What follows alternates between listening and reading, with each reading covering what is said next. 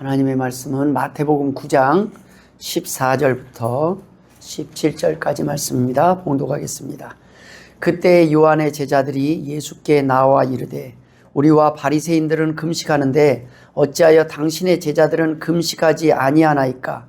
예수께서 그들에게 이르시되 혼인집 손님들이 신랑과 함께 있을 동안에 슬퍼할 수 있느냐? 그러나 신랑을 빼앗길 날이 이르리니 그때에는 금식할 것이니라. 생배 조각을 낡은 옷에 붙이는 자가 없나니 이는 기운 것이 그 옷을 당기어 헤어짐이 더하게 되며 새 포도주를 낡은 가죽 부대에 넣지 아니하나니 그렇게 하면 부대가 터져 포도주도 쏟아지고 부대도 버리게 됨이라. 새 포도주는 새 부대에 넣어야 둘이 다 보존되느니라. 아멘. 할렐루야. 오늘도 하나님께서 우리에게 필요한 말씀으로 은혜 주실 줄 믿습니다. 어느 날 세례 요한의 제자들이 예수님을 찾아왔습니다. 그리고 다소 공격적인 질문을 합니다. 우리와 바리새인들은 열심히 금식하는데 예수님 제자들 보니까 금식도 하지 않고 뭔가 좀 이상합니다. 제대로 안 하는 것 같습니다. 이런 말이에요. 오늘날 치면 우리는 열심히 11조 하는데 예수님 제자들은 11조도 안 하고 뭔가 좀 이상하지 않아요? 헌금도 안 하고 봉사도 안 하고 뭔가 조금 문제가 있어 보입니다. 이런 얘기예요. 이 질문에는 아주 강한 자부심이 있습니다.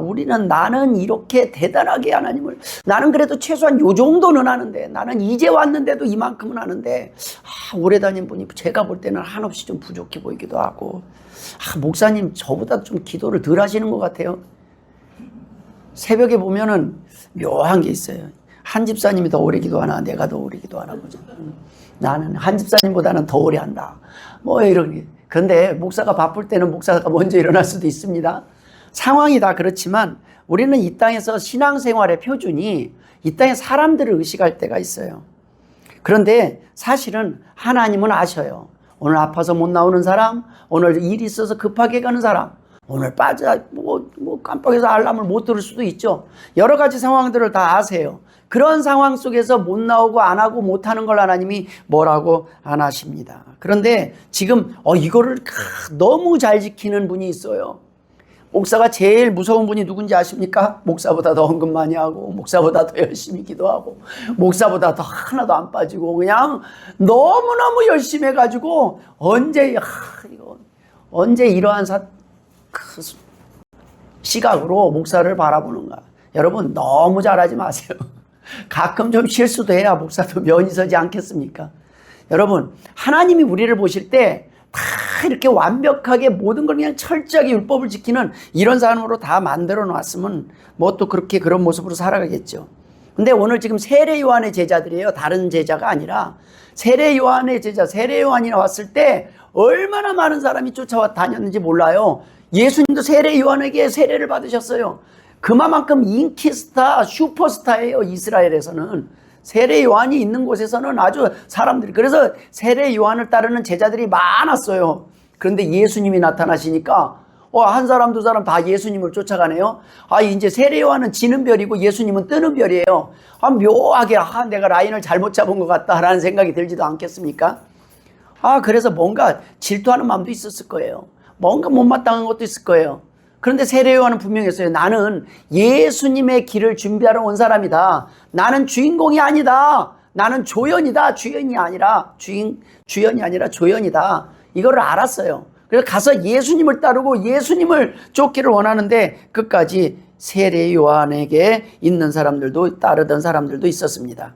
여러분 크게 보면 이스라엘 백성들이 로마와 다른 민족들과는 구별된 백성이지만 그들 안에서도 분열될 수가 있는 거예요. 그들 안에서도 도리어 예수님을 못 알아보고 배척할 수 있어요. 예수님이 원하는 삶을 사는 것이 아니라 도리어 그 안에서 예수님이 원하지 않는 길을 선택할 수 있다는 겁니다. 교회 안에도 마찬가지예요. 목사를 쫓는 사람들이 있고 하나님을 쫓는 사람이 있어요. 예수님을 쫓는 사람이 있어요. 목사 쫓지 마세요. 하나님의 말씀을 쫓아가셔야 됩니다. 저도 그 말씀을 향해서 제가 전한다고 해서 이걸 다 지키는 게 아니라 저도 이 말씀대로 살려고 노력하는 사람일 뿐입니다. 여러분 우리가 이 땅에서 우리는 오로지 예수 안에서 하나로 공동체로 하나 된 그러한 길을 나아가고 모여져야 되고 뭉쳐져야 됩니다. 이 땅에서 예수님의 제자가 있고 사람의 제자들이 있습니다. 예수님의 말씀을 쫓는 사람들이 있고 사람을 쫓는 사람들이 있다는 말씀입니다. 예수님의 제자가 있고 어떤 목사, 어떤 사람의 제자로 머물러 살아가는 사람들이 있어요. 그런 사람들은요, 목사가 은퇴하고 바뀌면 또 막 힘들어요. 여러분, 목사를 쫓아가면, 사람을 쫓아가면, 사람이 사라지면 힘들어질 때가 있어요. 사람이 무너지면 힘들 때가 있어요. 그러나 우리는 하나님을 믿는 사람들입니다. 하나님이 저를 언제 부르실지 몰라요. 언제 이곳에 다른 사람을 세우실지 몰라요. 그러나 중요한 건 그곳에서 하나님의 말씀이 선포될 때 이 교회는 그 말씀을 중심으로 나아가야 된다는 말씀입니다. 여러분, 세례 요한을 쫓던 제자들이 오늘 하는 질문을 딱 풀어서 얘기하면, 예수를 믿는다면서 어떻게 이렇게 살아? 예수 믿으면 이렇게, 이 정도는 그래도 교양 있게 절제하면서 살아가야 되는 거 아니야? 어떻게 집사님이 그럴 수가 있어? 교회가 어떻게 가난한 사람을 외면할 수 있어? 구제가 우선하냐? 어떻게 교회가 장학원금은 안 해? 어떻게 교회가 선교만 해? 뭐 여러 가지가 있어요. 우리 교회다가 다 하고 싶지만 다 하지 못할 때가 있어요. 그럼 어떻게 하면 된다고 해요? 그냥 그분이 마음에 주신 대로 그냥 하나님 앞에, 우리 교회는 장학원금도 좀 했었다 그러면 장학원금 하시면 돼요. 나는 오늘 하나님, 나는 선교를 못 가는데 저는 조금이지만 많이 해서 어떻게 우리가 선교지 왔다 갔다는 비행기 값만 해도 몇백만 원이더라고요. 우리는 그만큼 못해요. 그러나 조금 보태는 거예요. 선교지 가서 나눠줄, 여러분, 볼펜 100자로 그 정도 보태는 거예요. 거기서 나눠줄 사탕 한 봉지더라고요. 우리가 드리는 것들이. 그런데 그곳에서는요, 사탕 한 봉지면 100명에게 복음이 전해지는 거예요. 볼펜 한 따스 별거 아닌데 우리는 굴러다니는 게 볼펜이잖아요. 그런데 그곳에서는요, 그걸 받는 사람들이 예수님의 사랑을 경험합니다. 여러분, 우리가 그냥 각자에게 맡겨진 사명들을 조금씩 감당하는데, 내가 감당하는 것은 커 보이고 다른 사람들이 감당하는 건 작아 보일 때가 있다는 말입니다. 나는 잘하는 것은 대단해 보이고 다른 사람 못하는 거는 그렇게 못마땅해 보일 때가 있다는 거 아니에요. 여러분, 교회에서 규칙을 세웠으면 지켜야 되는 거 아니야? 어떻게 집사님이 새벽 기도들, 새벽 예배를 안 나올 수 있어? 수요일에 안 나오는 집사가 어떻게 집사야? 막 별별 얘기 나오면 우리는요, 지쳐.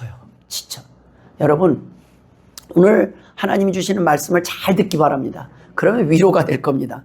여러분, 어떻게 보면 참 똑소리 나는 질문 거죠. 말은 들어서 맞는 말인 것 같은데 뭔가 불편하지 않으세요? 예수님께서는 이 질문을 하는 그 동기를 아셨습니다. 그러나 또한 율법의 중요성도 아셨기 때문에 오늘 본문에서는 금식을 부정하지 않습니다. 그리고 도리어 왜 금식을 하는지, 언제 금식을 해야 될지에 대해서 말씀해 주십니다. 교회에 다니는 사람들이라면 말씀대로 살아야 하는 거 아니야?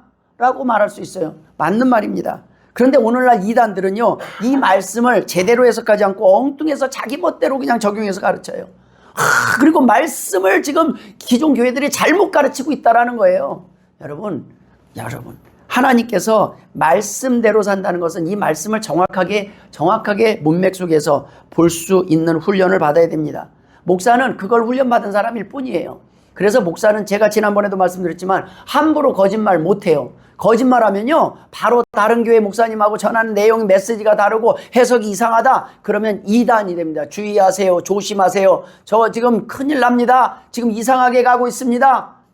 여러분, 하나님의 말씀은 하나님의 말씀 그대로 전해져야 됩니다. 그 뜻 목적대로 전해져야 돼요. 이 자리에서 어떠한 이유로 서 있든지 상관없습니다. 전하는 건 하나님이 원하시는 그 의도대로 율법을 전해야 된다는 겁니다. 저는 오늘 본문을 중심으로 세 가지 은혜를 나누기를 원합니다. 하나는 지금 주님과의 교제가 우선이다라는 메시지예요. 지금 주님과의 교제가 우선이라는 말씀입니다. 그런데 그 주님과의 교제가 우선이고, 또 하나의 말씀은 너희들에게 변화가 필요하다라는 거예요. 변화를 준비해야 될 때라는 거예요. 또 하나의 메시지는 무엇입니까? 하나님, 그런데 지금 당장 변화가 일어납니까? 아니, 지금 아직 제자들은 기다려야 될 때라는 거예요. 때가 있다라는 거예요. 지금 당장 일하지 못해도, 지금 당장 사용하지 못해도 때가 있다는 거예요. 그것을 위해서 목사뿐만 아니라 예수님도, 하나님도 기다리고 계신다는 거예요. 다 때가 있느니라라는 말씀입니다. 먼저 첫 번째 나눌 그 은혜, 지금은 주님과의 교제가 우선이라는 이 말씀을 함께 나누기를 원합니다. 교회에 나와서 예배하는 목적, 신앙생활의 목적이 무엇인지 아느냐는 거예요. 먼저 교제가 우선입니다. 쉬는 게 우선이고 충전하는 것이 먼저라고 말씀하시는 거예요. 지금 처음 나온 사람한테 금식해라, 11조 해라, 헌금해라, 봉사해라, 저 같아도 그냥 돌아서 갈 것 같아요. 여러분, 모든 사람에게 이유식을 먹을 때가 있고 또 딱딱한 음식을 먹을 때가 있지 않습니까? 처음 나온 사람은 철저하게 돌봄을 받아야 돼요. 사랑을 받아야 돼요. 교회 나오면 먼저 쉬는 게 우선이에요. 먼저 하나님의 말씀을 듣고 내가 충전되고 회복되는 게 우선이라는 말씀입니다. 그게 우선이에요. 교회 와서 처음부터 막 열심히 하지 마세요. 하나님은요, 차라리 점심을 금식할지언정 우리가 하나님 앞에 예배에 집중하기를 원합니다. 예배 준비하다가 막 주방에서 준비하다가 스트레스 받을 수가 있어요. 여러분, 우리가 이 땅에 있을 때 신앙의 본질이 주님과의 교제가 우선입니다. 성가 연습도 중요하고 막 다 하는데 그 모든 것들을 하느라고 주방을 하느라고 뭐 다른 걸 하느라고 예배를 참석을 못하면요, 그건 아니에요. 하나님 앞에 제일 먼저 하나님과의 교제가 우선이라는 거예요. 우리가 하나님 앞에 나와서 예수를 믿게 하신 목적이 일방적인 순종과 복종과 일하게 하기 위해서가 아니에요. 하나님은 우리를 만약에 그런 걸 원했다면 로봇처럼 만들었을 거예요. 하나님의 창조의 목적, 하나님이 저와 여러분을 부르신 가장 큰 목적은 하나님과의 교제하기 위해서요. 내가 너를 사랑한다. 내가 너를 보호할 것이다. 내가 너를 지킬 것이다. 여러분, 하나님의 뜻은 분명해요. 우리를 도우시고 우리 편이 돼주시기 위해서 부르신 거예요. 부모가 자녀를 낳는 목적이 뭡니까? 노동력이 필요해. 우리 지금 밭갈 쓰고 농사를 해야 되는데 앞으로 비해서 매년 한 명씩은 낳아야 한 12명은 돼야 농사라도 좀 짓지. 이거는요, 옛날 농경시대의 일이에요.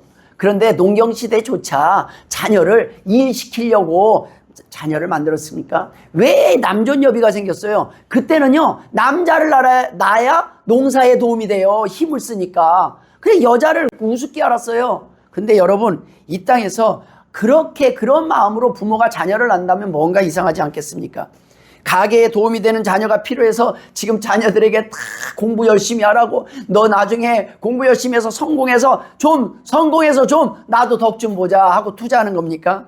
여러분, 적자예요, 적자. 아무리 자녀들에게도 그만큼 회수하는 부모 많지 않습니다. 자녀들이 잘 되면요, 부모님이 한 거 제가 볼 때는 아무리 잘도 10분의 1이나 부모님한테 용돈 주면 다행입니다. 10분의 1만. 예, 그렇게 부모님한테 부모님이 한 거 그만큼을 못해요. 노후 대책이 될 수가 없습니다. 그런데 우리는 그렇게 할 때 어떻게 해요? 자녀를 할 때 부모님 뭐예요? 자녀가 행복하기를 바라고 공부를 시키는 거예요. 너희가 이 다음에 돈 많이 버는 것이 행복이라고 가르치면 안 돼요. 본질은 뭐냐면 행복이 우선이에요. 네가 이 다음에 고생을 안 하길 원한다. 네가 이 다음에 행복하길 원한다. 이왕이면 도움을 받는 사람보다는 도움을 주는 사람이 되기를 원한다. 이것이 부모의 마음 아니겠습니까? 미래의 행복도 중요하지만 과정도 행복해야 합니다. 가는 길도 행복해야 합니다. 요즘 자녀들이 학교에서 공부를 하며 이렇게 성장하는 가운데 저는 과외를 가고 싶어도 과외 갈 돈이 없고, 참고서, 그때 당시에 참고서를 사고 싶어도 참고서를 사주지 못해갖고, 참고서가 없어갖고 그냥 교과서만 보고 하다 보니까 지쳐요. 이길 수가 없어요. 따라갈 수가 없어요. 그래서 다른 소원 없었어요. 과외는 둘째치고 해설이 있는 참고서만 있어도 좋겠다. 그럴 때가 있었습니다. 참고서만 있어도. 근데 요즘은 과외에다가 수많은 것들을 해요. 그런데 행복하지 않은 거예요. 그때는 공부할 수만 있어도 행복해요. 어떤 사람은 학교조차 못 다닐 정도 되면 어떻게 해요? 학교만 다닐 수 있어도 행복하다, 이런 생각을 갖지 않겠습니까? 어렸을 때 그냥 육성회비 그거 얼마 안 되는, 지금 생각하면 얼마 안 되는데 그걸 그렇게 밀려가지고 매번 일으켜 세워가지고 면박 주고, 있는 면박 저 없는 면박 다 하고, 참 그때는요, 없는 것이 그냥 전체 있는 데서 드러났습니다. 그러나 여러분, 그런 가운데서도 하나님께서는 우리에게 감사를 배우길 원하십니다. 우리보다 더 어려운 사람들을 생각하며 감사하기를 원합니다. 지금 오늘 예수님 뭐냐면, 너희들이 뭐 일도 중요하고 다 있지만 일단은 지금은 금식할 때가 아니라 지금은 기뻐할 때라는 거예요. 주님과 교제할 때라는 거예요. 결혼식 날이라는 거예요. 신랑과 신부가 화려한 옷을 입고 하객들과 함께 웃고 즐기는데 한쪽에서 엉엉 울고 있는 거예요. 왜 울고 있습니까? 그랬더니 지금은요, 우리 금식 중입니다. 금식할 때가 있고 안 할 때가 있는 거예요. 에이, 설마 하지만 이런 모습들이 사실 우리에게 있습니다. 교회에서 식사 기도할 때 밥 다 식을 정도로 오래 기도하는 분이 있어요. 그러지 맙시다. 우리 교회는 식사 시간은요 짧게 기도하는 거예요. 밥 먹어야죠. 예배 시간에 대표 기도를 때로는 설교보다 더 길게, 저 평양에서부터 저기 제주도까지 그냥 모든 교회를 위해, 나라를 위해, 민족을 위해 다 기도해요. 그렇게 기도하고 싶으면 금요 기도 때 나오시면 됩니다. 여러분, 길게 기도해야 될 때가 있고 짧게 기도해야 될 때가 있어요. 전도하자 그러면 성경 공부 우리 교회는 안 하냐 그러고, 교제하자 그러면 성경 읽자 그러고, 성경 읽자고 하면은 교제가 더 중요하다 그러고, 이래도 저래도 모든 것들을 다 어떻게 채우겠습니까? 그런 걸 가만히 보면 저는요 성경 공부하는 시간이 더 즐거워요. 저는요 기도하는 시간이 더 즐거워요. 저는 밥 먹고 교제하는 시간이 더 즐거워요. 이렇게 표현하는 거예요, 원트는. 근데 그 원트가 이게 더 우선이고 이것만이 우선은 아니라는 겁니다. 오늘 주님께서는 지금 금식하지 말라고 말씀하시는 것이 아니에요. 지금은 금식할 때가 아니다라는 거예요. 지금은 밥 먹는 것보다 더 중요한 게 예배하는 거라는 거예요. 지금은 신랑과 함께 기뻐하며 교제하는 거고, 하나님의 말씀을 들으며 쉴 때요, 여러분들의 상한 심령이 충전을 받을 때라는 말씀입니다.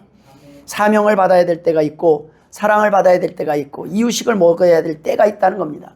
어려서 사랑을 받아야 될 때 충분히 사랑받지 못하면 애정결핍증이 생기고 성장하면서 여러 가지 문제가 생겨요. 그 부족한 사랑이 먼저 채워져야 된다는 말씀입니다. 먼저 하나님과 사랑에 깊이 빠지면 그 다음에는 쉬워요. 어떤 어린아이가 퇴근한 아빠에게 놀아달라고 막 떼를 씁니다. 아빠가 그래, 야, 1시간만 놀자. 피곤하고 막 지쳤지만 퇴근하고 나서 아이와 함께 놀이터에 갑니다. 아이는 아빠와 노느라고 정신이 없습니다. 그런데 엄마가 와서 야, 너 왜 숙제 안 해? 너 왜 공부 안 해? 라고 다그칩니다. 그때 아이가 대답합니다. 지금은 아빠랑 노는 시간이에요. 네, 공부도 중요하고 숙제도 중요해요. 근데 노는 시간도 필요하다는 거예요. 충전하는 시간도 필요하다는 거예요. 근데 놀기만 하니까 또 문제가 될 수 있어요. 거기서 놀고 또 집에 와서 또 놀고 또 놀고 노는 건 문제가 되지만, 지금 하나님 앞에 나와서 예배 드릴 때가 있고, 예배 끝난 뒤에 우리가 나가서 일할 때가 있고, 또 쉬어야 될 때가 있고, 우리가 하나님을 위해서 그 충전된 것을 가지고 사용할 때가 있다는 말씀입니다. 우리의 신앙생활이 그렇습니다.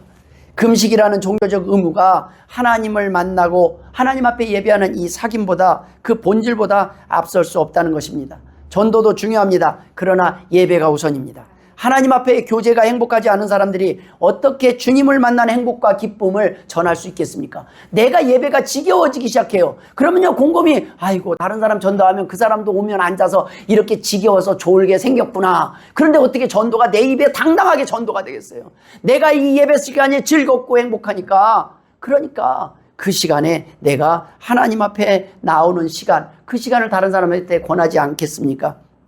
예전에 저희 아버님이 예배 전에 주일 준비를 그렇게 하는데 꼭 그 마지막 토요명화를 못 보게 하는 이유가 뭔가 했더니, 그걸 하면 그 다음에 졸려갖고 제가 막 지금처럼 에어컨 나오지도 않고 예배 시간에 그냥 꼬박꼬박 졸고 있는 거예요. 그러니까 그 전날 무조건 일찍 자는 것만 해도 주일 준비가 되는 거예요. 근데 우리는 토요명화 끝나면 그거 왜 1시까지 해요?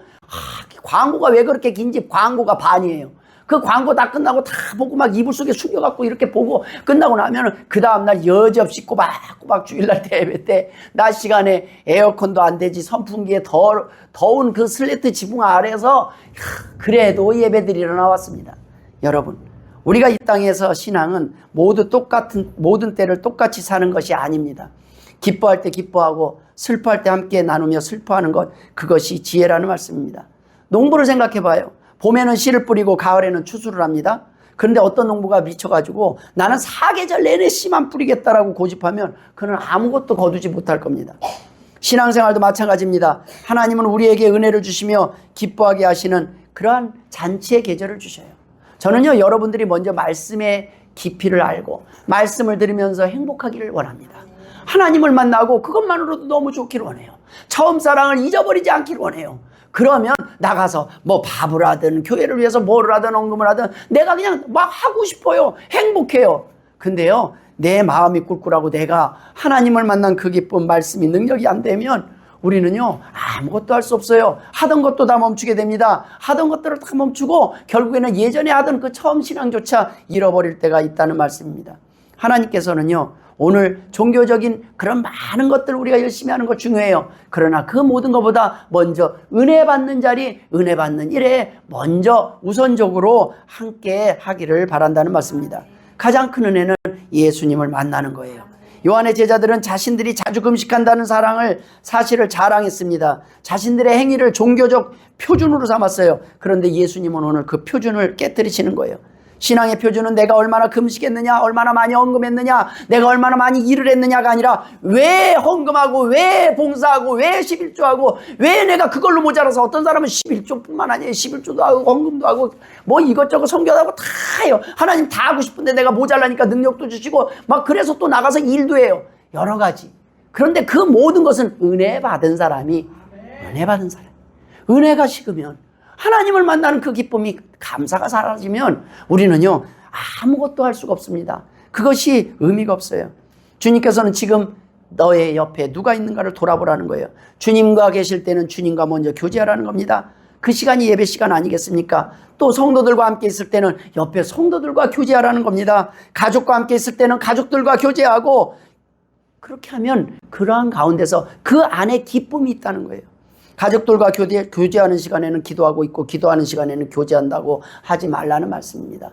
우리가 하나님 앞에 나와서 예배하는 목적은 결국에는 뭐예요? 하나님과 동행하는 삶의 능력이 내 삶 가운데서 이어지는 것입니다. 왕따가 무엇입니까? 어울려야 할 사람들과 어울려야 할 때 어울리지 않는 겁니다. 우리가 예수님과 교제해야 될 때가 있습니다. 성도들과 교제할 때가 있습니다. 예배 전에는 성도들과 교제하고 예배 중에는 주님과 교제해야 합니다. 때가 있다는 것입니다. 그런데 예배 시간에 막 얘기하고 저 억울할 때가 있었어요. 예배 시간에 내 친구랑 같이 앉으면 친구가 나를 말시켜요. 그러면 막 하다가 그만해 그러는데 딱 나를 보고 너 왜 예배 시간에 떠드냐고 그러면 참 억울해요. 예, 우리는 때로는 그럴 때가 있어요. 근데 하나님은 아시지 않습니까? 사람은 억울함을 알아도 하나님은 아셔요. 예배 전에 공동체 성경 읽기 시간이 있습니다. 제가 그걸 왜 해놨을까요? 예배 전에, 바로 예배 가기 전에 하나님의 말씀을 또 우리에게 주는 말씀들, 한 주 내내 우리가 성경 한 장 읽을 시간이 없으니까 성경 한 장도 못 읽었다 요 소리 빼려고, 나는 그래도 성경 한 장은 읽어 한 주에, 적어도 그 소리는 나오게 하려고 예배 시간에 한 장이라도 읽어보고 시작하자. 그렇게 할 때 서희가 가가지고 들어오라고 막 할 때 들어오셔야 합니다. 그 시간에는 교제 시간이 교제하고 싶으면 더 일찍 오세요. 그때는 서희가 두 줄을 하더니 그 다음에는 말이 안 맥히니까 오늘은 불러러 가지도 않더라고요. 예. 서희가 예전에는요, 이 파워포인트 예배위원회에 우리 교회에 이거 하기 전에는요, 나오든지 다 나가든지 예배를 이렇게 드리든지 저렇게 드리든지 관심도, 요즘은요 예배를 얼마나 잘 드리는지 몰라요. 집중력도 찬송도 한 템포 놓칠까봐. 여러분, 우리가요 아무것도 안 할 때보다 뭔가 맡을 때 더 은혜가 있지 않습니까? 아무것도 아니지만, 그래서 저희 교회는요 물 담당, 커피 담당, 주보 담당, 뭐 여러 가지 나눠놔요. 알아서 포지션 만들어서 하시기 바랍니다. 왜? 조그만 거라도 하나님 앞에 드릴 수 있는 기회가 있다는 거, 아직은 내가 건강해서 하나님 앞에 나와서 앉아있을 수 있다는 거, 이 은혜를 아는 사람에게 하나님이 어떻게 더 좋은 것들로 채우지 않겠습니까? 이미 좋은 것을 받은 사람들이에요. 이미 복을 받은 사람들입니다. 우리는 아무것도 안 하면서 행복한 것이 아니라 할 수 있는 동기를 찾았다는 것이 행복한 거예요. 내가 누군가를 나눌 수 있는 이유를 찾았다는 것이 행복한 거예요. 제가 요즘 마음에 그래요. 하나님 저보다 더 어렵게 사는 사람들이 많은데 어떻게 도움 줄까요? 근데 보니까 그래요. 예수의 이름으로, 교회의 이름으로, 교회에 들여서 교회의 이름으로 나눠지게 하는 게 제일 나은 거다. 맞아요. 그런 것 같아요. 내 이름이 드러나는 것보다 하나님의 이름으로 나눠지고 하나님의 이름으로 복음이 전화되고 교회의 능력이 나타나는 것보다 더 좋은 일이 어디 있겠습니까? 여러분, 세상 사람들의 기준으로 기대하는 예수 믿는 사람들의 삶은 오늘 세례 요한과 같은 사람들이에요. 그들은 이렇게 말을 해요. 야, 예수 믿는다는 사람들이, 이웃을 사랑하라는 그 말씀대로 산다는 사람들이 예배 드린다고 우리 결혼식에 안 와? 교회는 사랑이라면서 이게 우선 아니야? 라는 논리를 핍니다. 그건 세상 사람들의 기준이에요. 사람들이 원하는 금식, 사람들이 원하는 교회, 사람들이 원하는 교회는 하나님이 원하는 교회가 아니라는 거예요. 하나님이 원하는 교회는 먼저 예배 드리는 거예요. 예배 드리고 나서 나 예배 때문에 못 가서 미안한데 내가 축의금 좀 더 넣었다 그러면은요 입이 찢어져요. 요즘은 안 오면 더 좋아해요. 안 오고 하면은, 요즘 얼마나 결혼식장 뷔페가 비싼지 안 오고 오면은 미리만 알려주면 너무너무 고마워합니다. 사실상 우리가 이 땅의 사람들의 기준에 자꾸 맞추다 보면 하나님이 원하는 그 기쁜 삶을 살지 못합니다. 예수님은 우리의 신랑이십니다. 지금은 그분과 함께 즐기는 시간이고 가장 좋은 날입니다. 여러분, 지금 이 시간만큼은 모든 근심 걱정 다 내려놓고 신랑 되신 주님과 함께 즐거워하시길 주의 이름으로 축원합니다. 다 내려놓고 쉬라는 거예요. 주님 없는 휴가와 쉼은 돌아와서 쉼 만큼 내가 채워야 하는 쉼이기 때문에 편안한 쉼이 될 수가 없다는 말씀입니다. 모든 것을 하나님 앞에 맡기시면 하나님께서 저와 여러분의 문제들을 미리 앞서 해결해 주실 줄 믿습니다. 우리에게 문제는 여기서 막혀있기 때문에 우리의 문제들이 안 되고 있는 것을 모르는 거예요. 먼저 하나님과의 관계가 막혀있고 그 하나님을 의지하지 못할 때는 내 힘으로 하면 머리만 아파요. 내 힘으로 아예 제대로 되는 거 아무것도 없습니다. 그러나 하나님을 의지하는 법을 자녀에게 가르치고 하나님을 의지하는 법을 자녀에게 배우게 하고 보여주면 그거보다 더 빠른 방법이 없습니다. 여러분, 때가 되면 금식할 날이 오고 주를 위하여 고난당하고 핍박당할 날이 올 수 있습니다. 우리가 봉사하고 있는 그런 때가 올 수 있습니다. 그러나 그 사명을 감당하는 힘은 오늘 주님과의 교제와 예배 속에서 시작됨을 믿으시길 주의 이름으로 축원합니다. 두 번째, 주님은 변화가 필요할 때다, 변화를 준비해야 될 때라 말씀하십니다. 지금 제자들이 금식 얘기를 하고 질문을 하니까 왜 거기 제자들은 금식 안 하세요? 왜 구제 안 하세요? 왜 이런 거 사랑을 안 하세요? 교회가 왜 뭐 나눠주는 게 없어요? 지금 이러고 있을 때 예수님이 엉뚱한 얘기 비유를 하시는 것 같아요. 야, 생배조각과 낡은 옷 비유를 지금 해요.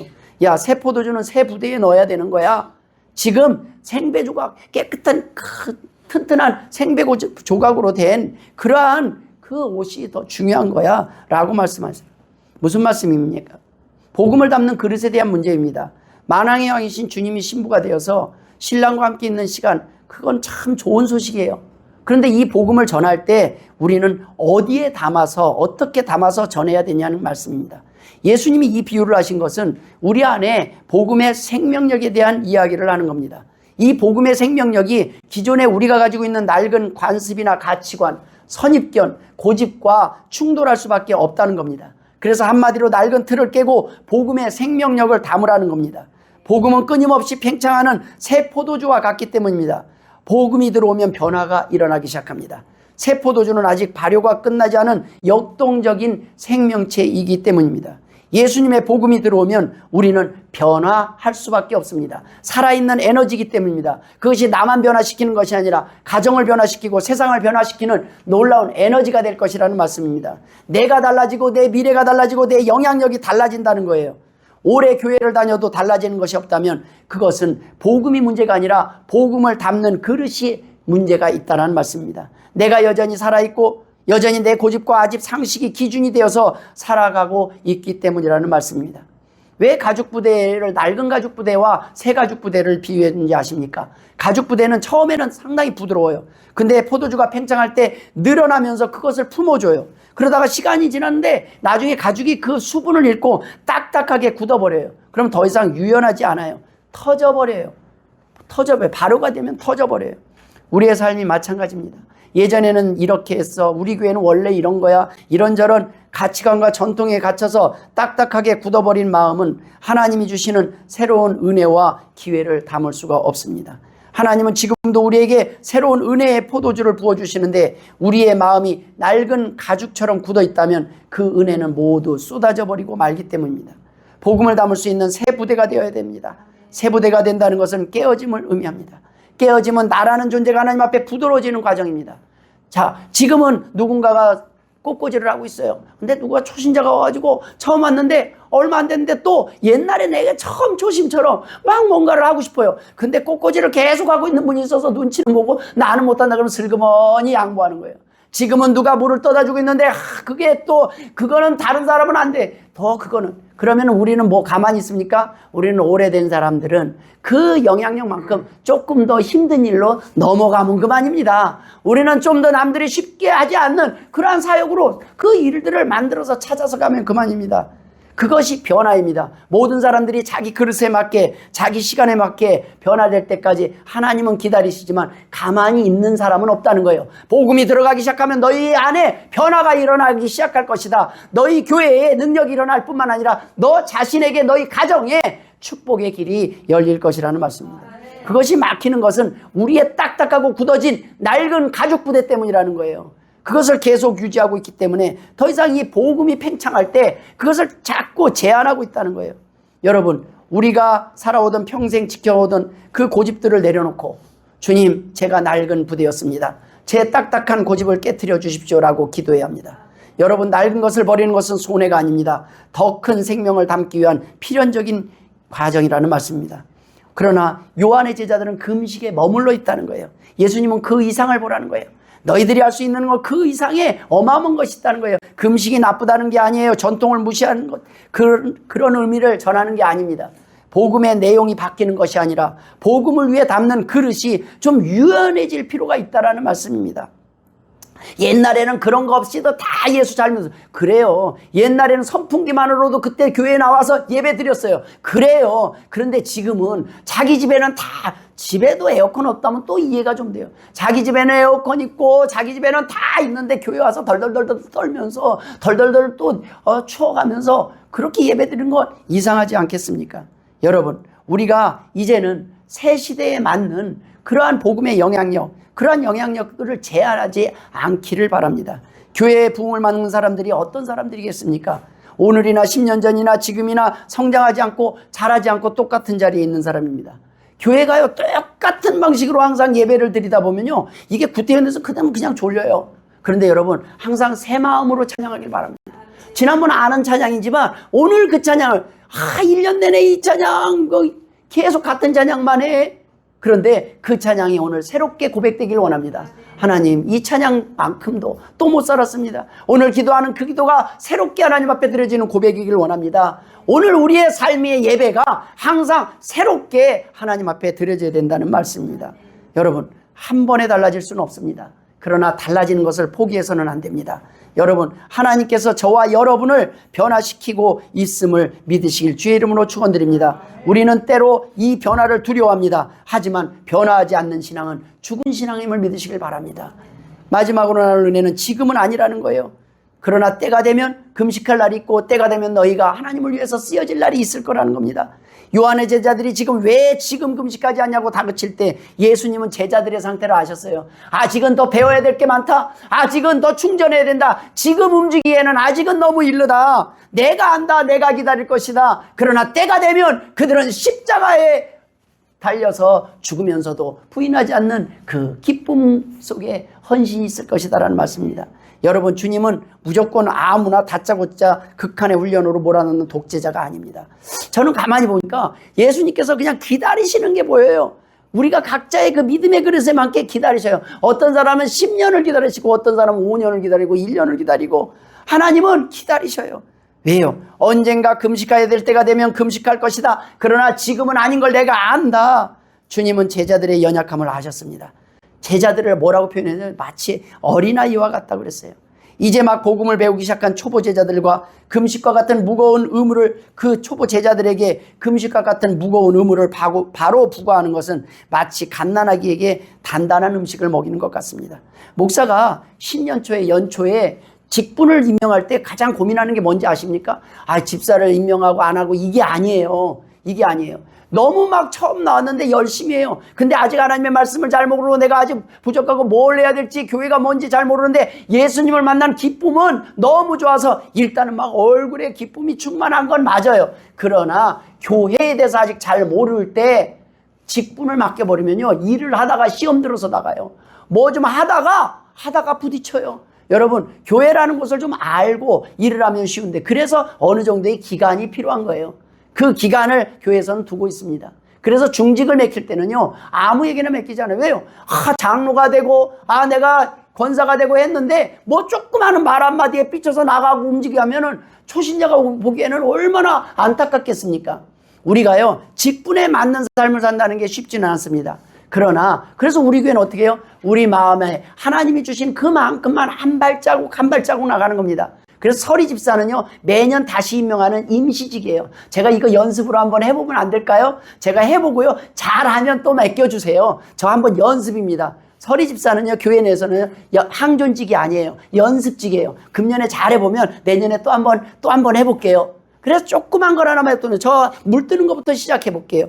하나님께서는 우리의 수준에 맞춰서 하는, 우리의 수준에 딱 맞춰서 우리의 딱 수준에 맞춰서 우리에게 일하기를 원하시는 거예요. 그런데 지금 주변 사람들은 바빠요.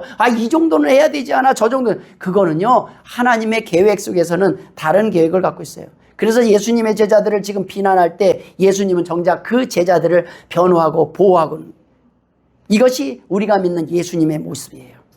여러분, 우리는 변호사가 돼야 돼요. 서로에게 변호사. 저 사람은 지금 아파서 그래. 저 사람은 지금 처음 나와서 그래. 저 사람은 지금 여자라서 그래. 저 사람은 지금 가정이 경제적으로 어려워서 그래. 아직 어려서 그래. 아직 몰라서 그래. 이렇게 이해하고 보면, 저 사람은 왜 오래 다니는, 저 사람은 조금 아파서 그래. 예전에 상처가 있어서 그래. 우리는요, 그 아픔의 원인을 왜 못 나가고 있는지 그 원인을 알아야 되고 그걸 도와주는 사람이 돼야 된다는 말씀이에요. 그걸 비난하는 것이 아니라. 주님은 오늘 이렇게 말씀하시는 거예요. 세상 사람들은 너는 왜 그것밖에 안 돼? 나이를 그 정도 먹었으면, 교회를 그렇게 오래 다녔으면 이 정도는 해야 되지 않아? 라고 비난할 때 주님은, 나는 내 제자의, 내 자녀의 연약함을 누구보다도 안다. 그러나 내가 도울 것이다. 내가 끝까지 도울 것이다. 언젠가는 크게 쓰임받는 귀한 존재가 될 것이다. 너희도 참고 기다려보지 않으면.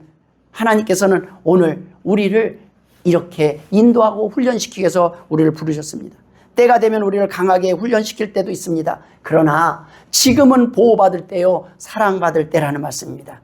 때가 오면 신랑을 빼앗길 날이 있으리니 그때에는 금식할 것이니라. 여러분, 때가 되면 우리는 주를 위하여 죽을 것입니다. 주를 위하여 죽음도 두려워하지 않는 하나님의 강한 용사가 될 것입니다. 그러나 지금은 한없이 하나님의 사랑을 받고 누리는 복된 성도들을 되시길 주의 이름으로 축원합니다. 하나님께서 여러분과 함께 하실 것입니다. 하나님께서 오늘을 사용하실 뿐만 아니라 다음 주도 사용하시고 그 다음 주도 사용하시고 죽기까지 우리와 동행하여 주실 줄 믿습니다.